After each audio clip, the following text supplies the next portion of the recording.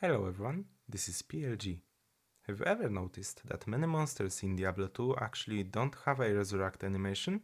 Probably not, because situation where there's both a monster without a resurrect animation and a monster capable of resurrecting it are quite rare. But still, there are some situations where you can notice this. For instance, in Talrasha's tomb there are both Unravelers capable of resurrecting low undead and Apparitions, which don't have an animation for the resurrection. As such, whenever an Unraveler resurrects an Apparition, it literally pops back into a fully living, well kinda, ready to attack Apparition. Not to mention that if you were to make a mod and put the Unravelers in the presence of zombies, then the resurrection goes horribly wrong and you'll get a corpse menacingly moving towards you.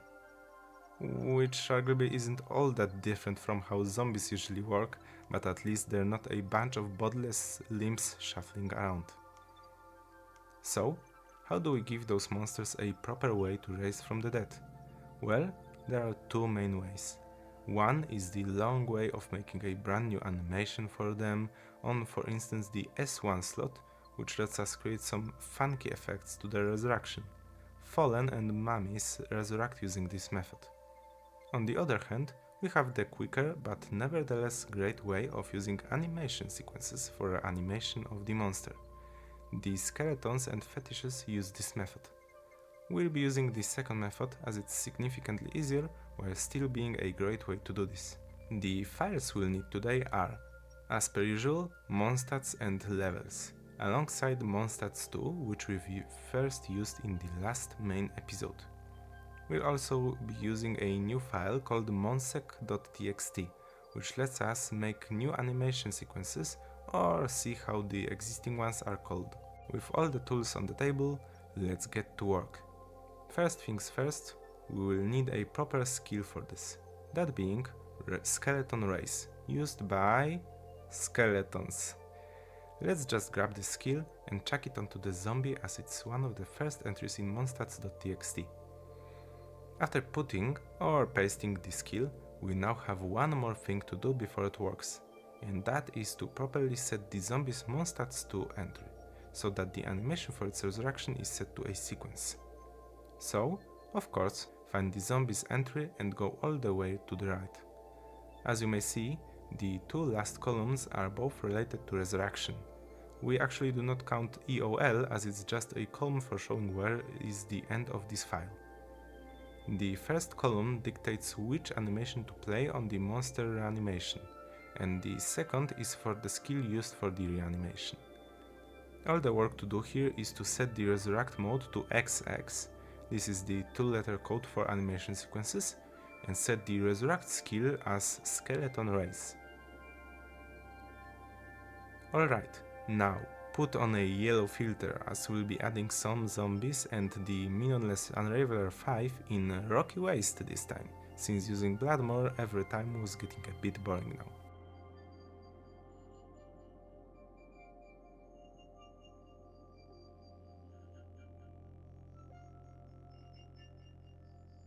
As you can see, now the resurrected zombies are not broken and have a rather cool looking animation of being reanimated. It's literally just the reverse death animation. Okay, so that's it, right?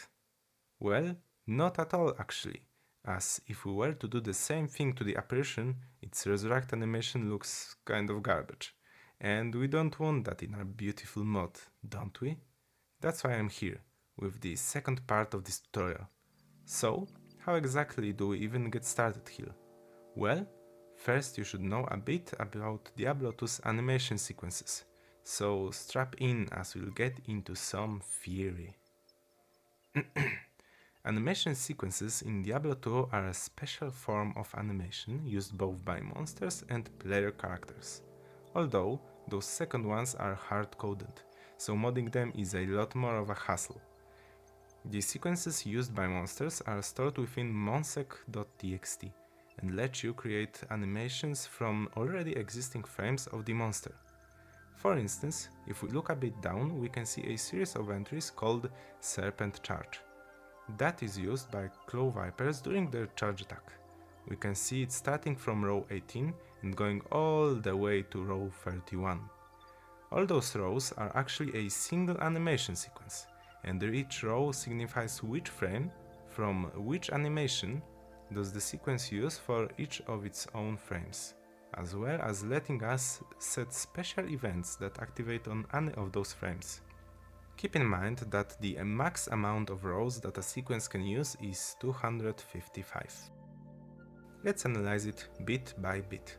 The first portion of this sequence uses frames from the WL animation, and the second from A2 animation, the first being the walk animation and the second being attack 2. Other possible options we can put here include NU being idle animation, BL being blocking, GH being getting hurt, DT being dying, which we'll be using today, DD being the corpse, which is a single frame, A1 being attack 1, A2 being attack 2, SC being skill cast, and S1 to S8 being the skill animations. Keep in mind that not all monsters have all of those animations. If you want to easily check which ones they have, you can check them out in Dr. Tester. Next, we can see that the sequence here jumps 2 frames of the walk animation for each of the sequence's frames. So that gives us literally just the walk animation at 2 times speed with some missing frames. And then the A2 part is the attack 2 animation played in a specific kinda way. At first it jumps by 4 frames and then slows down to its normal speed. The dire column is for the direction in which the monster should be pointed. So if you wanna make a spinny casting animation, this column is perfect for you. The event column is quite important as it lets us add some interactivity to this sequence. Setting it to 1 gives a melee attack on this frame. Setting it to 2 casts a missile attack on this frame. Setting it to 3 has the monster make a sound on this frame. And setting it to 4 casts a spell on this frame.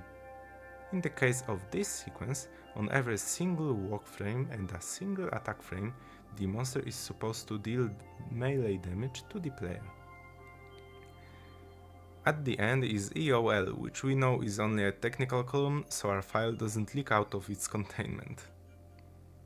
Okay, theory aside, let's get to fixing the apparition reanimation. And first, in the order of things to do, is to find the source of the problem.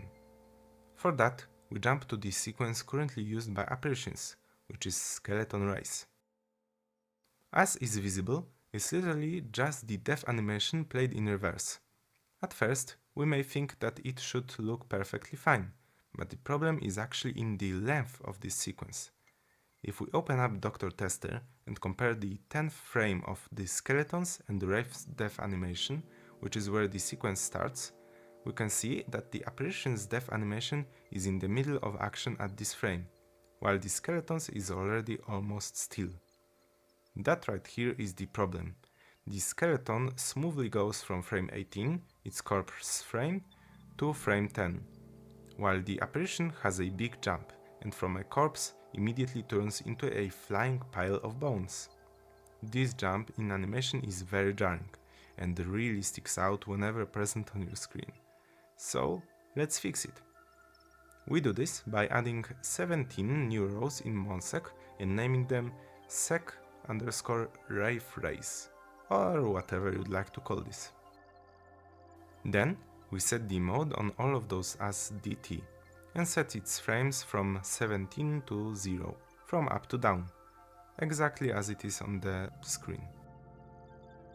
Afterwards, save the file, adjust monstats to columns just like we did with the zombie, and set the apparition skill as skeleton race with skill mode set as sec_Wraith race, or whatever you named it.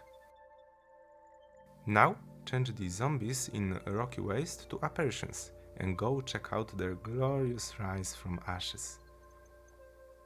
Now that we are at the end of this episode, you're probably wondering what the hell happened to the super unique tutorial I mentioned at the end of the last episode.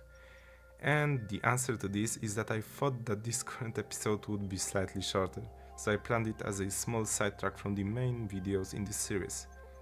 but it just so happened that I've had a lot of fun making this one and it turned out a bit longer than anticipated, but also more fleshed out, so that's a big plus. Now, I'll give you a choice. The next episode may either be about making a monster summon minions for itself, just like the Bloodhawk nests, or we can learn how to make a super unique monster of pretty much any type, and of course make it spawn somewhere. There will also be a poll for this I'll post. Of course, I'll make both videos, the only difference is which one will be first. Thanks for watching, and wish you all a wonderful Christmas. See you in the next episode. Bye.